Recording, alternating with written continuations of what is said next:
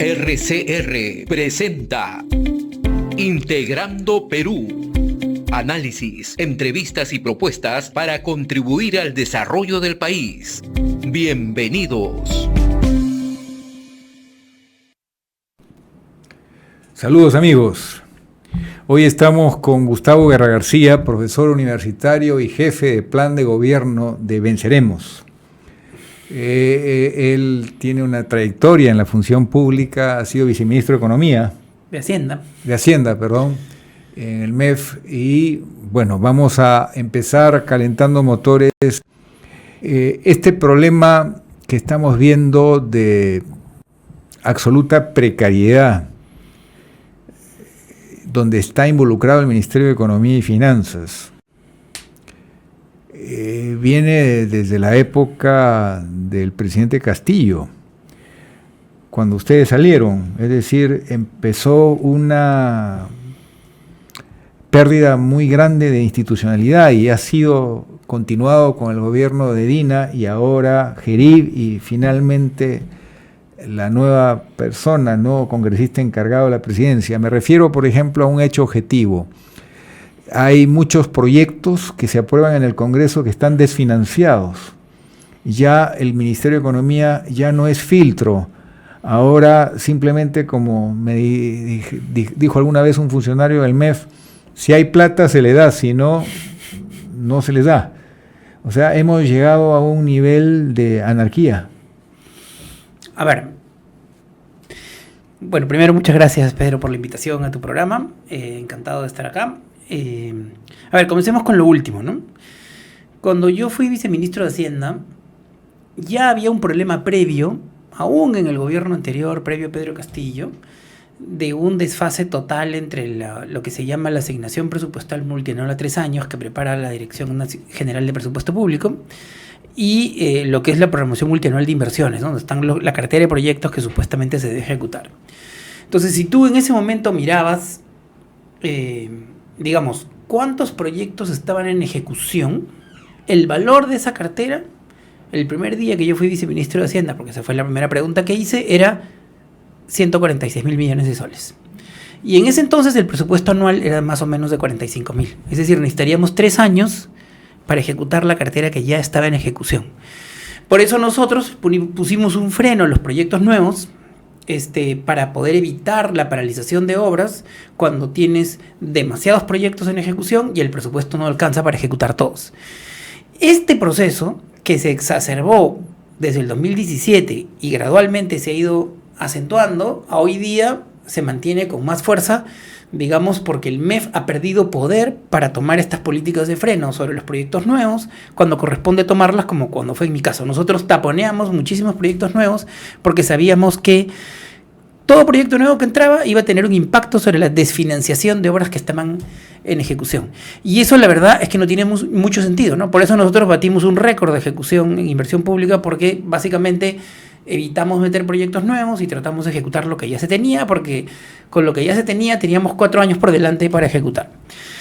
Años después, porque esta política se mantuvo más o menos 3 años, esto se ha soltado y hemos vuelto a que se exacerbe, digamos, este problema. Y lo que ocurre hoy día es que yo diría, después de Kurt Burneo, que fue, digamos, el último ministro de Economía y Finanzas con capacidad de negociación con el Congreso, lo que hemos tenido es un MEF mucho más débil frente al poder creciente del Congreso, ¿no? Porque claro, ha habido 2 etapas claras, ¿no? Entre el julio del 2021 y septiembre del 2022, por ejemplo, la presión tributaria subió, porque se tomaron un conjunto de medidas, se aprobó una reforma parcial tributaria y llegamos a 17.5 de presión tributaria.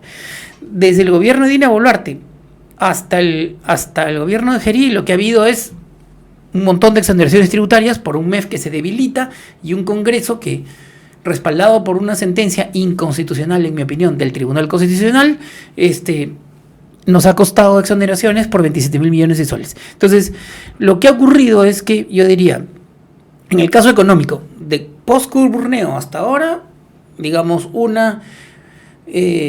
una indefensión de economía para poder contrapesar el peso del Congreso, que nos ha generado un desfinanciamiento gigantesco, ¿no? Y desde el gobierno de Dina Boluarte, las leyes pro crimen, las leyes pro impunidad de los derechos humanos, las leyes pro corrupción, que son gravísimas, ¿no es cierto? Y que son, digamos, un fenómeno que yo diría que en ese caso es claramente posterior al gobierno de Pedro Castillo, ¿no? Pero que quizás algunos problemas se fueron incubando, ¿no?, entre febrero del 2022 y septiembre del 2022, ¿no? Sin necesidad de asamblea constituyente, se ha tirado abajo dos columnas muy importantes de soporte del modelo de la Constitución Económica del año 93, es decir, ahora se le reconoce iniciativa de gasto a los congresistas, que definitivamente eso va contra el criterio de equilibrio presupuestal que debía custodiarse con absoluto rigor, y a eso se añade que ya no hay una razonable definición de qué cosa es incapacidad moral, y en cualquier medianoche, con un quórum que no es tan riguroso, se puede cambiar de presidente. Hemos caído en una democracia parlamentaria, pero el país garantiza gobernabilidad, se puede manejar políticas públicas, se puede garantizar todo lo necesario para un buen gobierno en ese condicionamiento tan precario. No, yo creo que se requiere que el próximo 12 de abril la población, y como yo creo que va a ocurrir, castigue a las fuerzas políticas que están manejando la correlación que hace mayoría en el Congreso y que han determinado las circunstancias que tú estás refiriendo, ¿no? Que son principalmente dos, ¿no? Un desequilibrio total entre el poder del Poder Ejecutivo y del Poder Legislativo, que hace que puedas vacar, como tú has señalado, un presidente en un mes, en un día, en una semana, por un lado. Por otro lado, la creación posterior de un Senado todopoderoso, ¿no es cierto?, que va a poner tras las cuerdas a cualquier administración, el cambio de poder del Ejecutivo al Legislativo como centro de las decisiones más importantes, y claro, y en paralelo, ¿no?, en paralelo a este proceso de fortalecimiento del Congreso, tienes 90 congresistas con problemas con las justicias que además han modificado el marco legal, incluyendo el marco constitucional, para generar los problemas que hemos hablado hace unos minutos, ¿no? O sea, por un lado, captura los intereses económicos para exoneraciones tributarias masivas, y por el otro lado, 8 leyes pro crimen, leyes pro corrupción, leyes pro impunidad de los derechos humanos. O sea, estamos en una situación gravísima, pero yo no creo que este sistema, este esquema, este régimen sea eterno, ¿no? Yo creo que la población es consciente, ¿no?, que Alianza para el Progreso, Fuerza Popular, Podemos, Renovación, ¿no es cierto?, Perú Libre, ¿no es cierto?, que ha traicionado todos sus principios, que sí que es furgón de cola del fujimorismo de forma clarísima, ¿no?, y que gobierna en el pacto y que tiene ministros, han generado esta situación, y yo creo que ellos van a ser castigados en las urnas, y que nuevas fuerzas de izquierda, de centro y de derecha van a poblar el Senado y diputados, y desde ahí se va a tener que trabajar en términos de unión nacional para recomponer esta situación, eliminar las leyes pro crimen, eliminar las leyes pro corrupción, eliminar las leyes pro impunidad de derechos humanos, derogar las exoneraciones tributarias y restablecer el equilibrio de poderes, porque digamos la Constitución del 93 ha cambiado en 53%, ¿no?, los artículos, y la mayor parte de esos cambios son muy perniciosos y dados durante la gestión de Dina Boluarte. Otro aspecto que el presidente encargado anunció como una medida que iba a implementar de inmediato.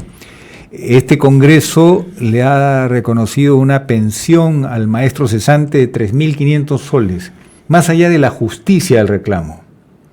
¿De dónde va a salir ese dinero? A ver, yo creo que el Tribunal Constitucional ha dado un fallo que es ilegal a todas luces, ¿no? Porque la Constitución es muy clara que el Congreso no tiene iniciativa de gasto. Eso está en la Constitución y eso no ha sido modificado, ¿no?, por el Parlamento a través de los mecanismos que se tienen para modificar la propia Constitución de 1993. Por lo tanto, tenemos una sentencia del Tribunal Constitucional que es ilegal, y esto hay que revertirlo, ¿no es cierto? Hoy día lo que tenemos es una captura de instituciones que deberían ser independientes por parte del Poder del Legislativo, porque han modificado el marco general constitucional para eso, ¿no?, para capturar la Junta General de Justicia, la Defensoría del Pueblo y el Tribunal Constitucional, entre otras entidades, ¿no? Y hay un intento de copar poderes, pero yo creo que eso se va a acabar el 12 de abril o a partir Pero del ¿qué 12 de puede abril. hacer el ministro de Economía en este momento? ¿Cuál es la solución frente a que el presidente le dice tenemos que cumplir este compromiso porque él ha apoyado y ha firmado ha respaldado esta iniciativa legal y la considera un tema social de urgente atención? Bueno, si el presidente ha tomado la decisión de dar una pensión digna al magisterio, entonces tendrán que reconformar el gasto corriente para poder hacer el espacio fiscal a esta gestión. Obviamente les iría mucho mejor si abren el espacio fiscal para derogando las exoneraciones tributarias y estableciendo las reformas que nosotros proponemos, ¿no? Nosotros estamos planteando que en el Perú no podemos seguir. Mira, en el Perú llegamos en septiembre del 2022 como consecuencia de las reformas lideradas por Pedro Franque, que es parte de nuestro equipo económico, a 17.5 de presión tributaria. Con las exoneraciones de Dina Boluarte, bajamos el 2024 a 14.1. Hoy día, por la recuperación económica, la presión tributaria está en 14.7, que es muy por debajo del promedio latinoamericano, que está en 22%. Y esta caída de la presión tributaria de 17.5 a 14.7 es principalmente por un sinnúmero de exoneraciones tributarias, entre ellas 2.000 millones de soles anuales que le damos a los agroexportadores, que es como hacer un programa juntos en San Isidro, que no tiene ningún sentido. Entonces, tenemos que revertir las exoneraciones, tenemos que hacer lo que hace todo el mundo, que es poner un impuesto a las sobreganancias mineras, que nosotros lo calculamos ya el 2021 en 4 puntos, que permitirían que sigamos siendo el país que menos grava la minería, que los proyectos mineros sigan teniendo una tasa de retorno a la inversión de los proyectos superior a 15%, y hasta el Fondo Monetario y la OCDE están recomendando capturar parte de las gigantescas sobreganancias mineras, porque el sector minero formal el año pasado facturó 75.000 millones de soles. ¿Eso no corre el riesgo de contraer la inversión? Yo no creo, porque somos el país que menos grava. O sea, Chile, teniendo costos promedio 20% superiores, porque tienen una ley inferior en el desarrollo minero, y teniendo una gravación tributaria ligeramente más alta que la nuestra, gravó más durante el gobierno de Boric. Entonces nosotros, subiendo 4 puntos la carga tributaria para el sector minero, seguiríamos siendo el país latinoamericano con menos carga tributaria para la minería en un análisis comparativo. Pero la lista no acaba ahí. Sí. Tenemos Petroperú, que va a generar una fuerte discusión a nivel del Consejo de Ministros, porque ahí hay posiciones encontradas, pero Petroperú necesita reperfilar su deuda. De lo contrario, en este momento Petroperú tiene un problema de caja crítico, no tiene para pagar las adquisiciones de crudo para atender al mercado interno. Y la razón está que Petroperú recibió una orden política en 2014 cuando ya había sido disminuido completamente y no se le dio una base técnica de una garantía del Estado frente a una monumental inversión que no correspondía a ese Petroperú reducido, más los errores que se han cometido con las unidades auxiliares, con la demora por la pandemia, el hecho de cerrar la refinería vieja sin tener un claro cronograma de cuándo comenzaba la nueva, un montón de hechos. Al final, venderlo como chatarra es la peor tontería. Entonces, ¿cómo resolver ese problema que también va a afectar a la caja fiscal? A ver, yo creo que en las próximas elecciones va a haber un castigo a las fuerzas del Congreso que han generado esta situación, y ahí quiero ser bien claro, ¿no? El Estado puede recuperar 27.000 millones de soles por año, derogando las exoneraciones dadas en la etapa de Dina Boluarte, que son exoneraciones indebidas, que favorecen al gran capital nacional, internacional y a las empresas grandes, ¿no es cierto? Como los agroexportadores, y ahí vamos a recuperar una gran parte de los ingresos públicos que necesitamos para miles de cosas. Una pregunta, esa es una opción. Sí, pero es Otra una opción puede absolutamente ser endeudamiento. indispensable. Lo que pasa es que tú te puedes endeudar siempre que tengas fondos y un flujo de ingresos que te permitan el repago de la deuda, ¿no? O sea, sobreendeudarte cuando estás dando exoneraciones a mansalva y el Congreso, ojo, por lo que tú has señalado, ¿no?, tiene todavía una agenda de más exoneraciones. O sea, es tal el nivel de captura del gran empresariado, del poder facto económico sobre el Congreso, que la agenda de exoneraciones que están ahí en un montón de iniciativas legislativas totalizan 150.000 millones de soles, según el estudio que el propio MEF presentó ante la Comisión Ruth Luque, ¿no? Entonces, los riesgos de que sigan dando exoneraciones en estos meses que quedan son altísimos. Lo ideal sería que el Congreso acuerde no hacer nada más, porque básicamente son un peligro.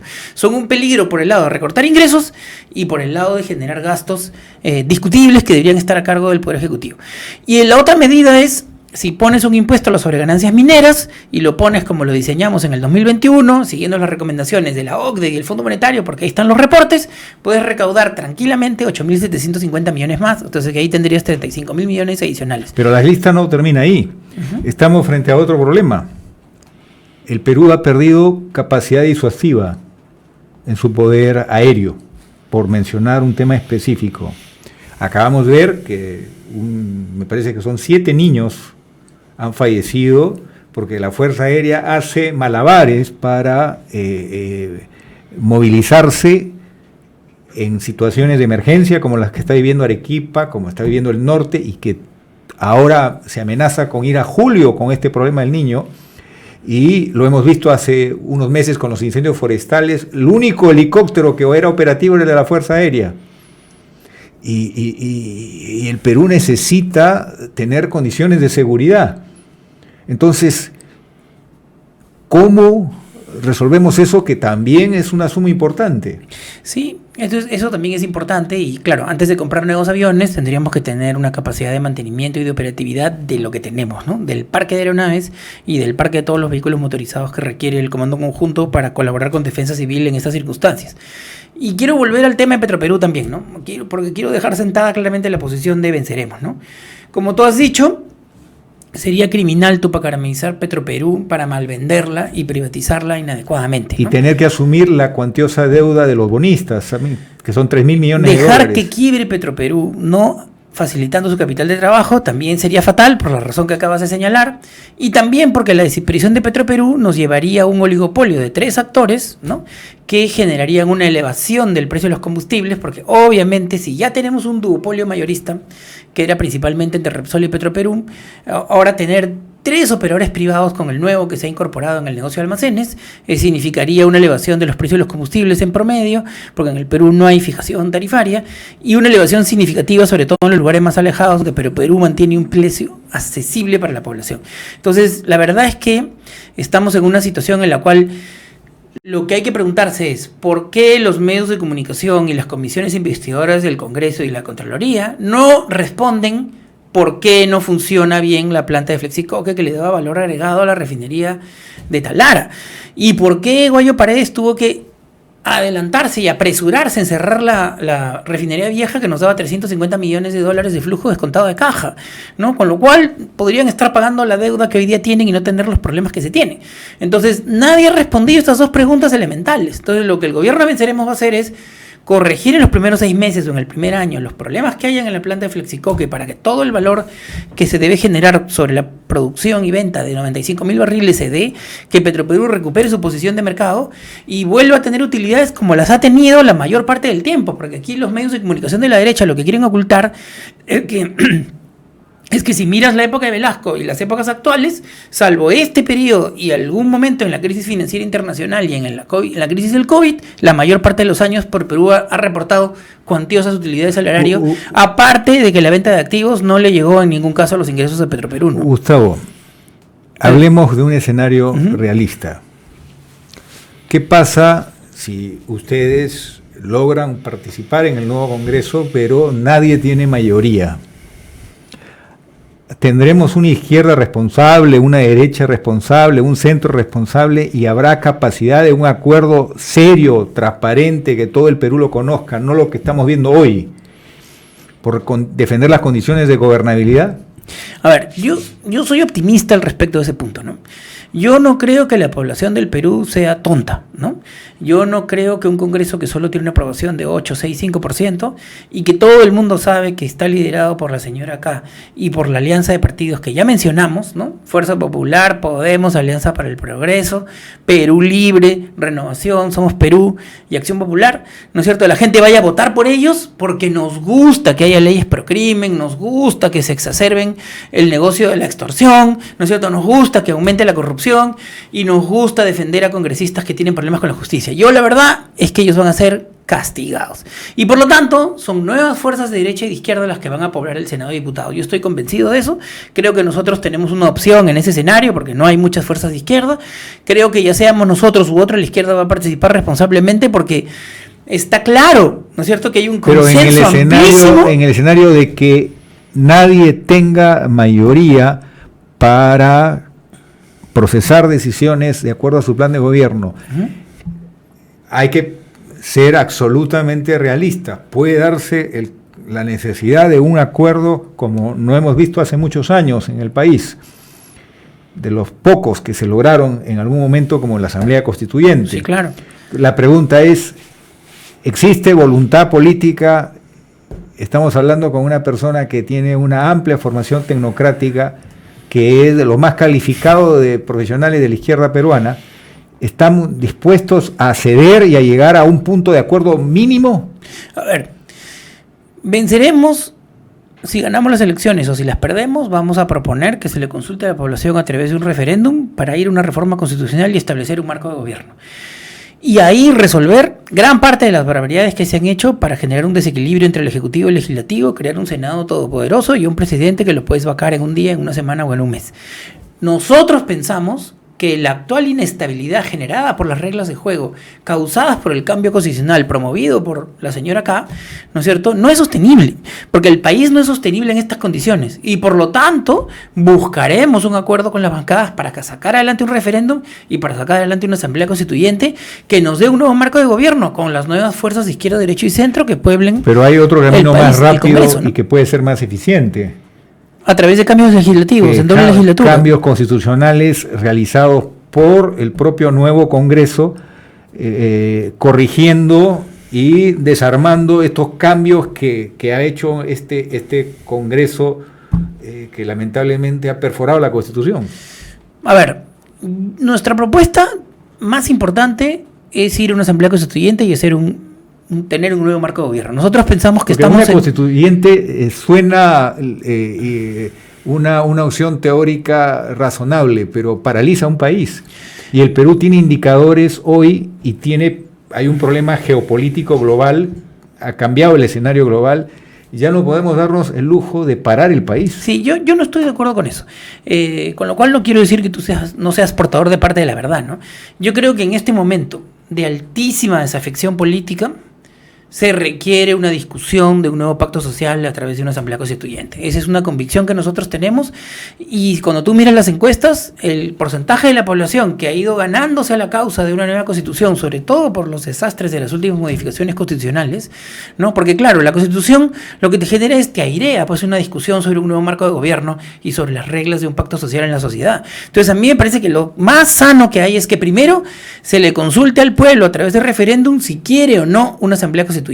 Obviamente, si somos derrotados y el pueblo desecha nuestra propuesta, iremos por la alternativa que tú señalas, que es negociar con las bancadas y buscar los cambios constitucionales por la vía de la negociación en dos legislaturas, ¿no? Pero nuestra postura y lo que nosotros nos comprometemos a trabajar es que las bancadas se pongan de acuerdo para consultarle al pueblo a través de referéndum, porque ese es el diseño constitucional actual, es la forma de poder encaminar el proceso de una asamblea constituyente para ir a una asamblea constituyente.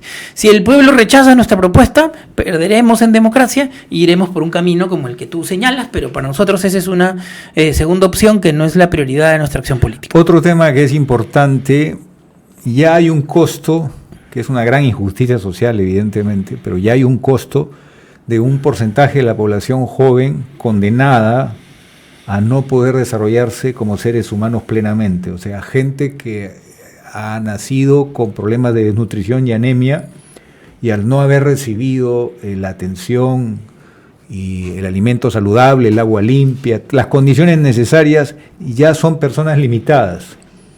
Y ese porcentaje de jóvenes es parte de la realidad de hoy. Entonces, la gran pregunta es la productividad, la generación de oportunidades para todos, insertar nuevas tecnologías que permitan que en el pueblito más lejano de la frontera peruana haya oportunidades de educación, de salud, que hoy se tienen solamente en la capital del país, y eso que no es un servicio eficiente. Esa lista urgente de necesidades no puede esperar una asamblea constituyente, no puede esperar todo el tiempo del mundo, porque estamos hablando de la mitad de los que acaban de nacer, desde el vientre de su madre hasta los primeros 36 meses de vida, y no vemos que funcione la estrategia. A mí me dio cierta visión de incomodidad conocer el último texto del Acuerdo Nacional, muy bien escrito sobre el problema, pero yo estuve al comienzo del Acuerdo Nacional como un testigo más del proceso. En el papel somos muy buenos, pero la realidad es que tenemos un porcentaje de desnutrición y anemia que condena a un buen porcentaje de los jóvenes del Perú. Y a eso le añades que los más calificados, que los cuadros más preparados están migrando por problemas de seguridad, de falta de futuro. ¿Qué hacer frente a ese escenario? ¿No requiere acción urgente? A ver, yo creo que es un supuesto que no es tan exacto. El tema de que vayamos a paralizar la acción de gobierno porque vamos a esperar consultarle al pueblo a través de un referéndum para hacer una asamblea constituyente. Nosotros creemos que eso se debe hacer, pero eso no quita que vamos a hacer acción de gobierno desde el primer día. Entonces, la lucha contra el crimen, la reforma tributaria. La reforma tributaria es una solicitud de delegación de facultades para legislar en materia tributaria que se hace el primer día de gobierno, porque vamos a tener preparados todas las iniciativas legislativas, y además le vamos a mostrar al legislativo, ¿no es cierto?, exactamente qué normas queremos hacer. Las normas antielusión, las normas anti-evasión, todos los cruces de información internacional para poder bajar el nivel de incumplimiento, porque en el Perú el incumplimiento de las grandes empresas y medianas del pago del IGB es 30%, ¿ok? Y el incumplimiento en renta es 50%. Y no hay esquema de protección social como el que reclamas con Pero justicia. En tu estudio no estás considerando la perforación fiscal que genera la minería ilegal. A ver, la minería ilegal no genera una perforación fiscal. La formalización de los mineros ilegales, ¿no es cierto?, va a generar que logremos un incremento de la recaudación, ¿no es cierto?, que hoy día no tenemos. Perdóname mi observación. No tenemos estudios... Pero puedo terminar el tema pero es que el dato es muy duro. No tenemos estudios, digamos, que hayan corroborado esto de manera fidedigna. Uh-huh. Pero sí es cierto que el Perú está produciendo 200 toneladas anuales, de las cuales 105 tienen mina conocida y siguen las normas ambientales, sociales, son legales, pero estamos hablando de una cantidad de toneladas que violan derechos laborales, que violan normas ambientales, y también, evidentemente, no todas salen por puertos. Algunos camiones son todos los días testimonio de contrabando a la frontera norte, a la frontera con Bolivia, a la frontera con Ecuador. Es el principal problema hoy. Pero volviendo a las medidas inmediatas, quiero recordar que tú señalaste que teníamos un serio problema de gasto corriente para cubrir la protección social, ¿no es cierto? Desnutrición, anemia, servicios básicos, agua potable, etcétera. Esos gastos corrientes no se pueden conseguir, no se pueden generar, no se pueden ejecutar sin ingresos corrientes. Los ingresos corrientes requieren, en primer lugar, eliminar las exoneraciones dadas por Dina Boluarte, recuperar 27.000 millones de soles, poner el impuesto especial a la minería, poner el impuesto a las grandes fortunas y bajar los niveles de incumplimiento de renta y IGB. Esto es lo principal. Con eso, en el tercer año llegamos a 18% de presión tributaria. Ojo que en septiembre del 2022 llegamos a 17.5%, ¿no es cierto? Y al quinto año a 20% de presión tributaria, que todavía sería 2 puntos menos que el promedio latinoamericano. Eso es perfectamente factible con el paquete de medidas que ya intentamos sacar y que ahora esperamos poder negociar, ¿no es cierto?, en el Congreso para sacarlos de forma inmediata. Y eso no va a esperar la reforma constitucional, eso no tiene que esperar la Asamblea Constituyente. Con Armando Solés, el año 78, se consiguió el récord histórico de 18%. Estamos hablando de un Perú de hace... Claro, pero esa es la presión fiscal. La presión tributaria nunca pasó de 16%. Por eso 17.5 es el punto más alto de presión tributaria. Histórico, ¿no? La UNDE nos dejó en 16 antes del primer gobierno de la Armando Solesi, gobierno militar. Fue director general de contribuciones. Sería interesante pero es...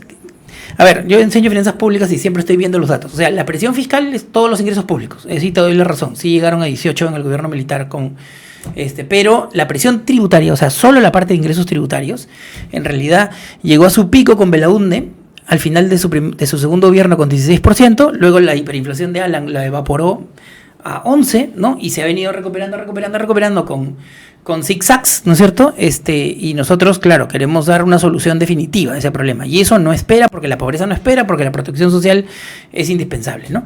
Y otro tema es el tema de reformar la Ley General de Minería, cambiar el régimen general de concesiones, ir a una nueva ley MAPE y lograr incorporar a la formalidad a un montón de actores de la minería informal, ¿no es cierto?, que no están dando condiciones adecuadas a los trabajadores, que no están pagando impuestos y que están generando daños en el medio ambiente, ¿no? Porque esos son los problemas por los cuales hay que enfrentar el problema de la informalidad, reconocer que el reísmo no ha funcionado, hacer, digamos, un nuevo capítulo de la Ley de Concesiones en la Ley General de Minería y resolver, digamos, ese problema. Pero eso lo que va a generar es una mayor recaudación tributaria cuando se formalice ese sector que hoy día está pagando impuestos incompletos o no los está pagando, ¿no? Y que actúan fuera de la bancarización, ¿no? Totalmente. Le preguntaron a Alfonso López Chao cuál era la diferencia entre su propuesta y las otras izquierdas que estaban compitiendo.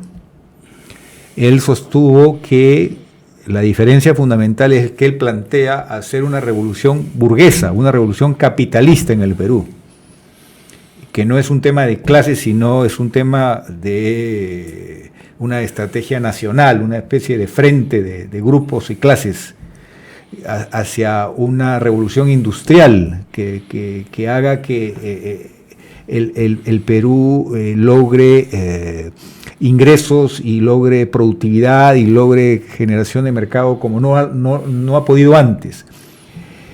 ¿Qué piensas de ese postulado? ¿Existe en ustedes también una idea parecida o es completamente diferente? A ver, nosotros queremos desatar las fuerzas productivas.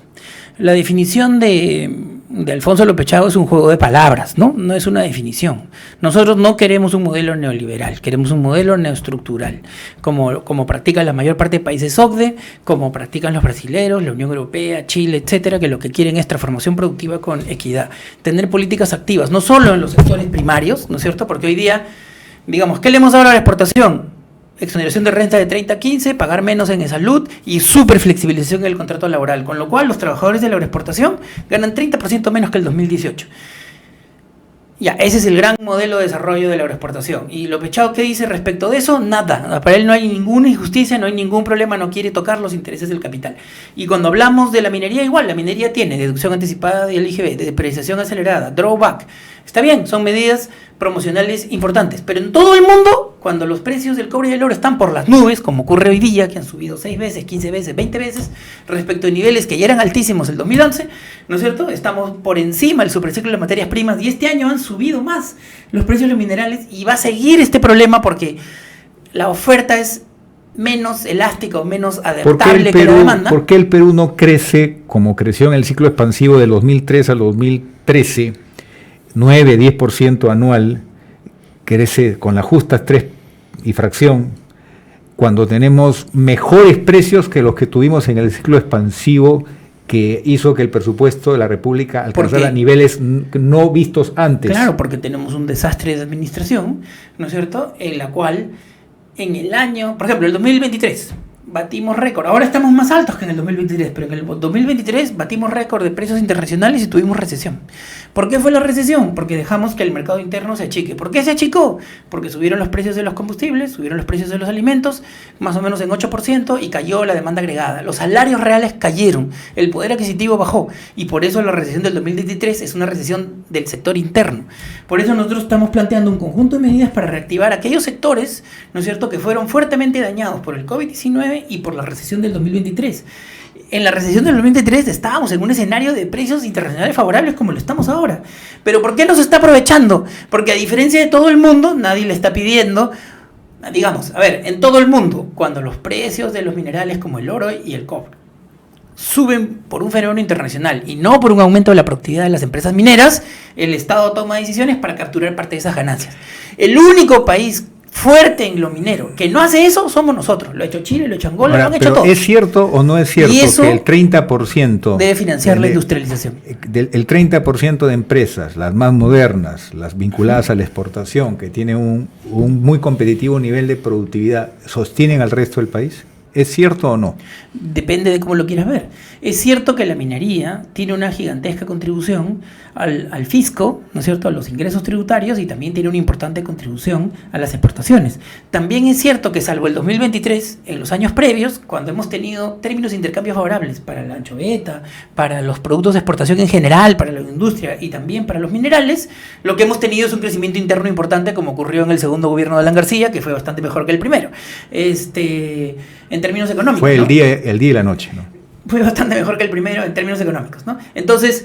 Entonces, claro, ¿por qué en este momento no lo estamos aprovechando? Porque han hecho un festín de exoneraciones tributarias que están desfinanciando al Estado, que están retrayendo la inversión pública, que están impidiendo que se atiendan los servicios básicos, ¿no es cierto? Incluso las becas 18 no se pueden dar como estaban programadas, y la plata no va a alcanzar por todo lo que hablamos más adelante, ¿no? Se quitan ingresos, se aumentan gastos irresponsablemente, y luego no hay recursos para lo fundamental. Por eso es que aquí tenemos que arreglar todo, tanto por el lado de los ingresos, reforma tributaria, como por el lado de una política coherente de gasto. Pero ese es un código común, no es un tema de ideología, la disciplina fiscal, es un tema de tu responsabilidad como profesional calificado, y ese valor puede ser compartido con técnicos de derecha y de centro. Pero lo que no quiere hacer López Chao, ¿no es cierto?, porque no quiere tocar los intereses del gran capital, es decir, claramente que se requiere una reforma tributaria, que se requiere un impuesto general especial a la minería para poder captar parte de las sobreganancias mineras. Por eso él no dice que vamos a hacer la reforma tributaria, ¿no?, siendo el Perú uno de los países que menos redistribuye, porque tenemos una de las presiones tributarias más chiquitas de Sudamérica. O sea, Nicaragua tiene 22% de presión tributaria, Honduras igual, Chile 24%, Colombia 23%. O sea, nosotros somos un paraíso tributario, ¿no es cierto? Y él no quiere meterse con los intereses del gran capital, y por eso lo que dice es que va a usar las reservas para hacer un fondo soberano, ¿no es cierto? Y eso es usar las reservas para generar gasto fiscal. Nosotros no proponemos eso, nosotros lo que proponemos es hacer un esquema tipo Reactiva 2 para usar las reservas para apalanquear financiamiento popular, como lo hizo Julio Velarde con Reactiva 2, dirigido a los sectores que se desprotegieron, pero las reservas siguen siendo reservas, ¿no es cierto? Son recursos que van al sistema financiero y regresan a seguir siendo consideradas reservas. Les está planteando convertir las reservas en gasto fiscal. ¿Por qué? Porque no quiere hablar de la reforma tributaria, porque ningún planteamiento de él tiene nada que ver con la redistribución del ingreso, y el Perú sí necesita, por un lado, crecer, más infraestructura económica, planificación del crecimiento muchísimo más ordenada, pero también requiere una mínima redistribución del ingreso que se tiene en todo el mundo y que en el Perú no tenemos. Pero 14% de presión tributaria. El eje rector es generar riqueza para redistribuir. No puedes redistribuir si no generas riqueza. No, tú puedes redistribuir y generar riqueza a la vez. O sea, cuando tú tienes un sector como el minero, que está ganando 75.000 millones de soles anuales, ¿no es cierto?, con rentabilidades patrimoniales gigantescas, muy superior al 25%, y no con es márgenes importante operativos de 48%, ¿no es cierto?, repatriando esas utilidades a otros lados y no reinvirtiéndolas en el Perú. Y no hay una autocrítica a la falta de capacidad de gasto de los gobiernos regionales y gobiernos locales. El informe de la Contraloría del 2004 al 2019, estamos hablando de 20.000 millones de soles, el 80%, según la Contraloría, se ha perdido. O sea, es un desastre la gestión. Ya, pero con ese criterio, entonces mejor cancelemos el Estado, pues, ¿no? O sea, si el punto es, a ver, en el Perú, y en parte por responsabilidad del Ministerio de Economía y Finanzas, lo que tenemos es escalas remunerativas bajísimas en los gobiernos regionales y municipales, a igual responsabilidad que en el nivel nacional. La capacidad de captar cuadros de primer nivel es mucho más compleja en el nivel regional y municipal. Lo que tenemos en el Perú, digamos, a ver, yo trabajaba en el Ministerio de Transportes, ¿ok? Cuando yo era viceministro, el 2001-2002, el presupuesto del ministerio era 1/10 de lo que es ahora. Y los sueldos eran más altos de los que son ahora. Los equipos hoy día manejan 900% más inversiones y los equipos son 20% más grandes. Es decir, la inversión pública ha crecido dinámicamente, enormemente, y la capacidad institucional ha crecido por las escaleras. Y ese es un problema de fondo. Y no hay justificación para no fortalecer el aparato público, no hay ninguna justificación, porque es básicamente un porcentaje, ¿no es cierto?, de la ejecución de inversiones. O sea, no hay ninguna razón ¿no es cierto?, para que la capacidad de ejecución sea débil, porque es un porcentaje del total del presupuesto de inversión. Entonces hay que eliminar un conjunto de limitaciones y trabas y una fiscalización mayor de los perfiles de puestos para completar las especialidades de ingeniería en primero las 100 unidades ejecutoras más importantes y luego asegurarse de que en todos lados haya la capacidad de supervisar, hacer expedientes técnicos y supervisar obras. Eso no es imposible porque el propio financiamiento de inversión pública lo permite. O sea, es cuestión de administrarlo, ¿no? Gustavo, estamos muy por debajo de nuestras posibilidades. Vamos a ir a un capítulo 2 muy pronto. Muchísimas gracias, de verdad. Gracias a ti. Yo sí tengo esperanza de que haya un acuerdo mínimo de gobernabilidad, porque igualmente el escenario se pone muy duro en el sentido de que más de un candidato está diciendo que va a ganar con la mayoría absoluta, pero los números dicen lo contrario. Se habla de que, no sé si exprofesamente se ha hecho un diseño para que esto sea un rompecabezas muy difícil, ¿no? Bueno, vamos a ver cómo termina. La votación de la izquierda se decide siempre en marzo, en las últimas elecciones. Nosotros tenemos una gran expectativa de nuestra participación y con nosotros creemos evidentemente que lograremos un acuerdo en términos de unidad nacional para sacar al país de esta situación. Muchas gracias. Muchas gracias, Pedro. Nos vemos. Nos vemos pronto.